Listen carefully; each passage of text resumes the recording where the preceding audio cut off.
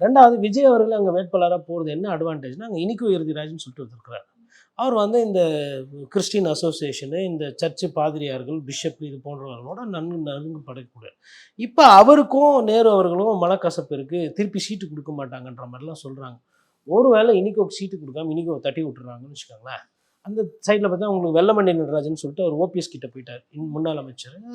அதிமுகவுக்கு வந்து ஒன்றும் பெரிய இன்னைக்கு தேதியில் அங்கே இன்னும் வந்து அந்த அந்த ப்ரெஷர் வந்து பில்டப் ஆகலை.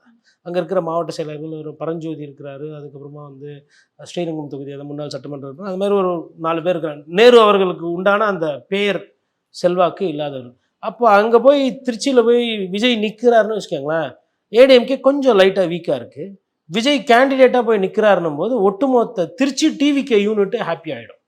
10 சட்டமன்ற தொகுதி வருது உங்களுக்கு, 9 சட்டமன்ற தொகுதி வரும். அந்த 9 சட்டமன்ற தொகுதியில் விஜய் நிற்கிறாரும் போது விஜய் வேட்பாளர் விஜய் விஜய் விஜய் விஜய்னு அது 8 சட்டமன்ற தொகுதிக்கும் பிரதிபலிக்கும். அது திருச்சி செங்குத்தா நடுவில் இருக்கிறதுனால அது என்ன ஆகும்னா அப்படியே கொஞ்சம் கொஞ்சமாக பக்கத்தில் புதுக்கோட்டைக்கு, தஞ்சாவூருக்கு, திருவாரூருக்கும் போகிறதுக்கு வாய்ப்பு.